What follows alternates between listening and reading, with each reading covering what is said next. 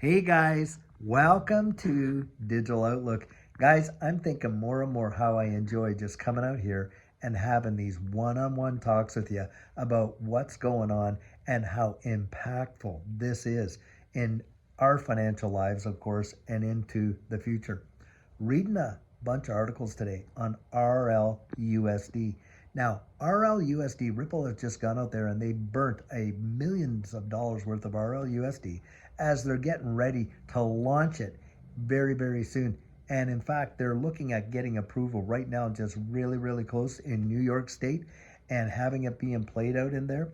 And a lot of things, guys, they're underestimating how massive RLUSD is going to be in the financial system as it goes forward because it is going to represent a source of big time liquidity. In fact, taking the friction out of a lot of transactions that a lot of these interbanks are really dealing with.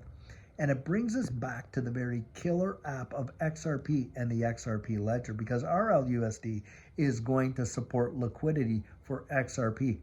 XRP, it solves one of the world's greatest problems. And I think a lot of people have just gotten desensitized to it because maybe they've heard it so much, but they really don't actually digest the depth of how this is really going to play out. But when you consider that trillions of dollars are locked up in all of this nostro vostro kind of stuff, and you got a Swift system where it looks like Ripple maybe even taking a big bite out of that in terms of like equity and stuff like that. But needless to say, you got a system there that is absolutely broken and cannot keep up with the speed and the necessity of what is required with cross-border payments. RLUSD and XRP are going to actually form the basis of such a dynamic duo in terms of solving that problem that application of it alone could literally send the prices absolutely insane and institutional demand. Now, we've talked about it many, many times on this channel about the regulatory clarity piece. Guys, we have that in Europe. We have it in the United Arab Emirates. We've got it in all kinds of jurisdictions around the world, and we're going to get it right here in the United States. And we are going to see that literally the rails have already been laid. The foundation is laid. The walls are going up. Guys, they're going to cap this off. The roof is going on. The house is going to be built. And that's all there is going to be to it. I mean, we can see it happening. And of course, when you look at that and you consider how XRP can transact that value just like that, releasing trillions of dollars. Remember, this is the big problem that it really solves. It's the release of that liquidity in the marketplace, one of the world's greatest problems right now. And you're talking trillions of dollars that have been locked up in that liquidity. And because people have just kind of got, inundated with all this stuff, we forget about the ISO 222 messaging standard that by, I think, June of this 2025, every country, every bank on earth that wants to be a part of this financial system is going to have to actually acquiesce to those conditions. And of course, who is on the board of that? And you got Ripple and of course Stellar on the board there. And RLUSD as an application, as a stable coin, supporting XRP as a cross-border remittance value where not only the value of it, but the message of it, but the value is sent. RLUSD is not going to replace XRP. Brad Garlinghouse, David Schwartz, so many of times have come on and really explained that it's going to underpin it. And that is going to be major, major, major. And boy, are we watching prices today. I mean, XRP hitting what? $1.86. And I think at the time of I'm recording this right now, $1.82, when it wasn't that long ago, we were at what?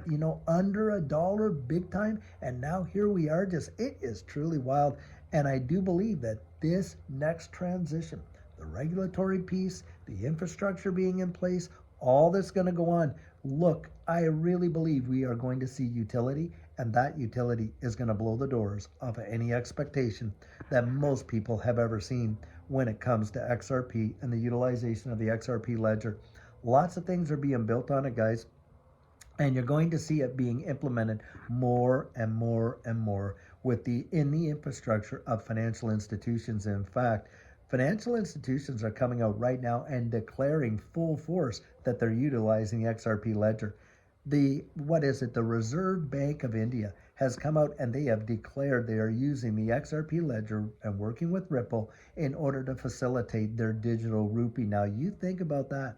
That is billions of users right there that would utilize the digital rupee. That is absolutely major. Major, major, major. It seems like if it doesn't hit our neck of the woods, we don't really pay attention to it. But guys, listen, you're going to watch a lot of banks going to come out. They're going to start making these declarations. You're going to see XRP bang, 2, 3, 4, 5, 10, 20 and above dollars. And I really do believe that. You're watching the transition. This is more than just a bull market. You're watching the world start to transition into the new digital economy. Do you think that after Trump actually takes office, how much longer do you think is going to be where you start to see the regulatory clarity here in the United States, the infrastructure around the wide world of utilizing these systems for, that to take away the friction, number one. That's a big, big, big one. But also the value of these various things, and of course to solve some of these major global problems. I mean, XRP really could be used, or the XRP ledger for sure, as a new type of currency. And certainly it could be backed by some sort of a commodity system as people lose faith in this current system of all this fiat currency. I have really believed that. And when you start reading the pages and pulling it back, you can start to see more and more and more. But how much of our time is spent having to deal with all this nonsense and fuzzsters and people that are it's just all hype and all that kind of stuff. But when you really look at it for its mechanical utility of what it actually does and the problems that it genuinely solves, it is truly mind-bending. And you can see the future unfolding before your very eyes, guys. We're talking about that innovation. We're talking about the invention. We're talking about the development. We're talking about institutional adoption. The world technologically is really changing, and it's about how time that our financial system and our monetary systems actually change with it. So in realistic terms, what's happening is our monetary systems and the value of those monetary systems are catching up with a lot of the other infrastructure that has gone before, guys. Our ability to communicate, look at what we're doing right now, obviously our travel, all that kind of stuff, information, the new digital age and all that, and how information is stored, the security of those things and all that. It is really, really coming out in a big, big way. And of course, you got a lot of trends forecasters saying, hey, listen, even in the digital institutional custody side of it, you're talking of a $20 trillion market cap or somewhere close to that in just the next 3 to 4 years. On top of that, you got the securities market, exchange traded funds, and they're adopting it and all that kind of thing.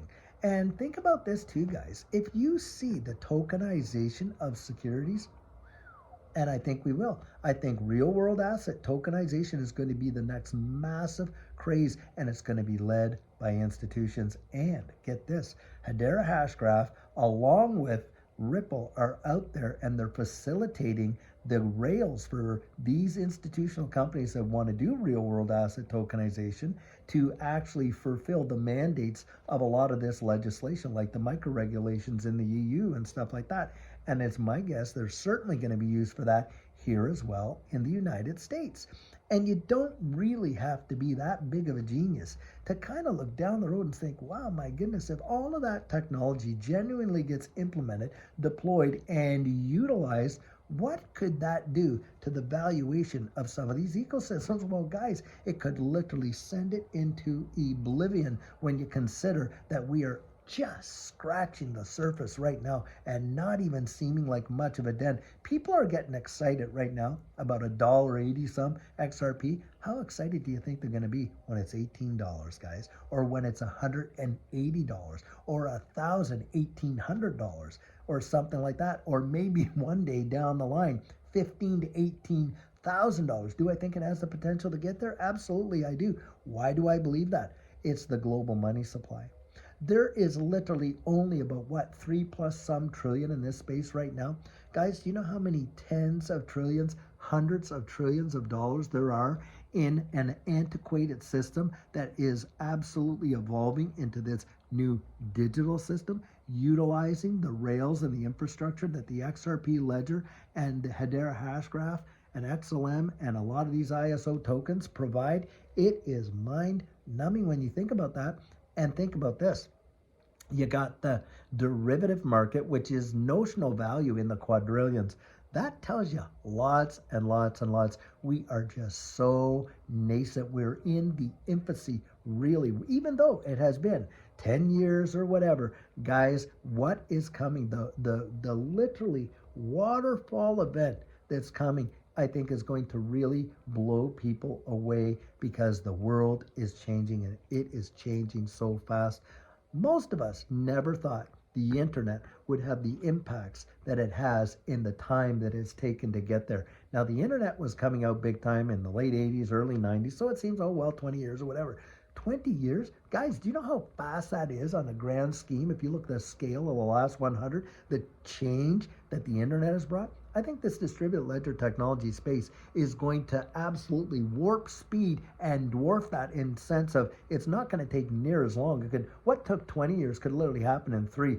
And the impacts and how much of it is going to be gobbled up, I think it's going to be absolutely wild. And you can just see it happening right before our very eyes. Guys, I'll tell you what, we are watching change happen in such a powerful way right now. Now, you don't have to look too far to see what that change is, because we always say change, and we want to identify the change. Well, guys, just look and see at all of these various businesses like the custody side of things. Go research digital asset custody and real world tokenization, real world asset tokenization. Read up on that and find out who the major players are and what they're doing. Then read up on all of these things when we're talking about cross-border remittances and how that is integrated in digital assets and things like that. I think you are going to be absolutely staggered. You know, a lot of people have been following crypto and stuff like that have really just kind of gotten into it because someone else has told them about it. And I understand that, I get that. But look, learn about it, learn how it works, learn why it works, learn the impacts. And I'll tell you, boy, you'll be holding on to this thing and you'll be thinking, man, this is absolute digital gold. I kid you not. It will really, really shock you when you see the valuation of what it could be in its full bore, full blown utilization. It will blow your mind. Now, guys, it is Friday night.